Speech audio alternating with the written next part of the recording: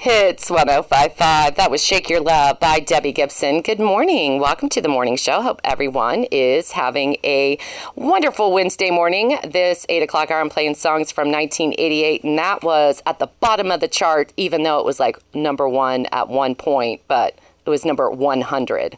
In the studio with me right now, I have Shelby County Commissioner Julie Eheman with Around the County. Good morning. How are you, Julie? Good morning, Tracey. I'm really good. Good. It's kind of a little gloomy out there. Well, we're on the wave with this weather. Yeah, we are. It's supposed to just ride the wave. Yeah, just ride the wave. Yes, it's supposed to be like 62 today and then get down to 27 It started tonight. at 62. It's already into the 40s. Is it? Yes. Let's see what the temperature is. It's 50. It's going down.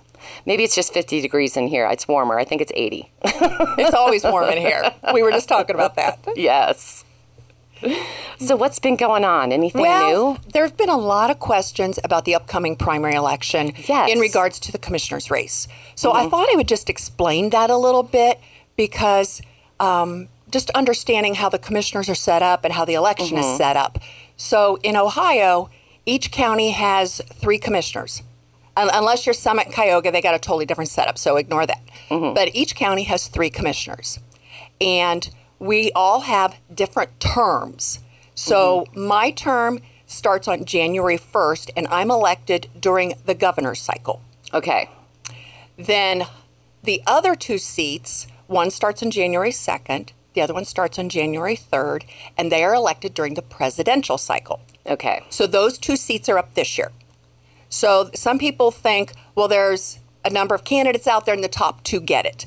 That's not how it works. It does work that way in village elections when you have multiple council members up. But in the county, each of these individuals has had to put in a petition for a particular date and particular cycle.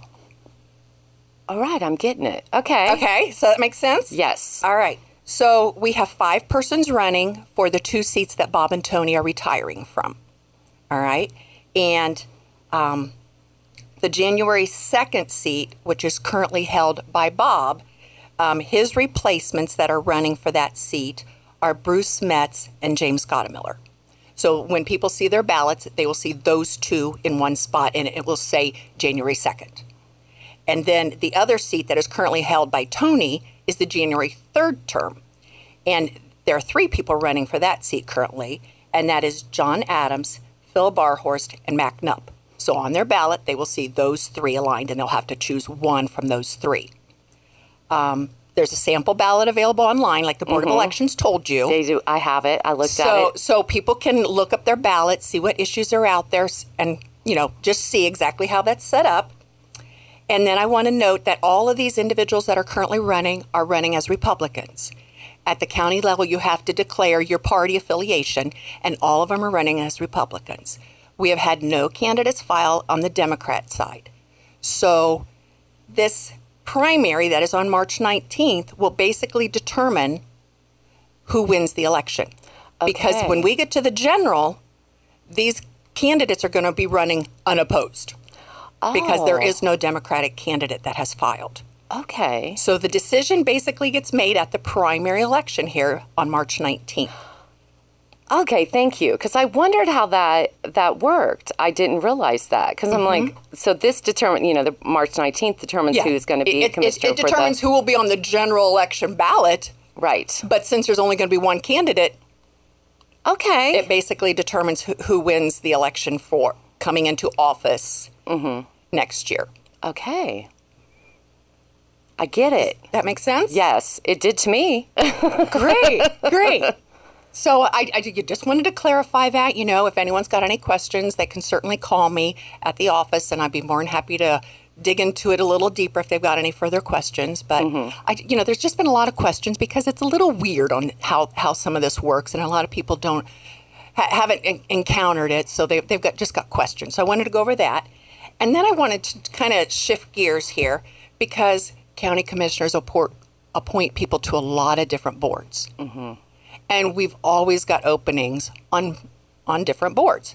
So I wanted to reach out to the community and remind people that these opportunities are available. And so it just depends on where your interest lies and what board you might be interested in joining. There's different topics. One of them we call general government. And so the county commissioners can appoint people to the County Records Commission or to our county solid waste management district. Shelby County is in a 9-county district, and we have citizen representatives on that board. Otherwise, some people might be more interested in something like human services. So our Adams board, which stands for Alcohol, Drug Addiction, and Mental Health Services, has slots open. So if someone was interested in serving on a board like that. Our Health District Advisory Council meets every March, and each municipality, each governmental entity, township is supposed to have a representative. Usually it's an elected person that shows up, but they can appoint someone else to be serving on that. Justice and Public Safety, we've got our 911 boards. We've got our county EMA, which is emergency management, our local emergency planning committee, the County Public Defender Commission, on jobs, economic development, and infrastructure, airport zoning board. Now, the county commissioners are not on the Sydney Municipal Court. Okay. I mean, Sydney Municipal Airport, but we actually have an advisory board for the new Knoxville Airport, and part of their airspace flight pattern is in Shelby County. Yeah. So the Shelby County commissioners are on the new Knoxville board. Okay. Which is a little weird, right? Mm-hmm. Then CRA, Community Reinvestment Area Councils, the Metropolitan Housing, the County Planning Commission. If we should have a power siting board, which is your renewable energy, if we have to set up a board for something like that, that's available. Regional Transit, and then under Taxation and Finance, the County Board of Revision and the Tax Incentive Review Council are just some of the boards that are out there that your county commissioners appoint people to. Yeah, that's awesome. Because if somebody's listening, they're like, "Hey, something." Because there's all kinds of areas that you can. Yeah, be it's on a not board. just one area. These Right. all delve into different areas of our community and public interest. So I just wanted to throw that out there, that there's all of these openings and opportunities if you want to serve the community. And a lot of these boards don't meet very often. So it's not like a long-term commitment. Yeah. But some of them, like the regional planning, they meet every month. And our Angela Hamburg with the regional planning has been working really hard to get that board more engaged. And we'll be doing a whole county-wide planning because it's in need of update. So that's on her to do, and she's trying to get her board very engaged so that as we move into that, she gets a lot of input from all of the communities. See, I think that would be good. That's very interesting. Hopefully people are listening and they're like, hey, yeah, there was one that I really wanted to be involved in. And that was good that you said that. They don't meet every month. It's not a huge commitment, but it's also you're in the community and you are getting to know how the community works, and your voice counts, and It certainly does. And for some of these people, it's a way to tiptoe in and see if they want to get involved more. Yeah, exactly. Just get your feet wet and you can go from there. That's right. Okay, so I do have one question for you. Sure. So with the March 19th, you've had Tony and Bob with you for a while now. And 3 now terms. 12 years. terms, 12 years. And actually it came up on my Facebook memories when you were first nominated and you won, and we went down there, and I'm trying to think of the word. We had to go to the courthouse. You got sworn in. There you go. I got sworn in. Why did I forget that? So, because I'm jumping ahead. When you got sworn in, and our girls, I think they were still in high school. Weren't they in high school or just out of high school? They were just out of high school. Just out of high school. And we go there, and it was the coolest thing. I was just like, as a friend, I'm like, I'm crying, and it was great. And my daughter, Camille, was like, this is the coolest thing I've ever seen. I'm like, that's right. Well, but now you're going to have 2 new people, and yes, I trained these 2, so I get to train the next 2 too. But I think you're going to miss those guys. I am going to miss those guys. We've worked really well together. Each one of us brings a different set of skills, which they've meshed really well.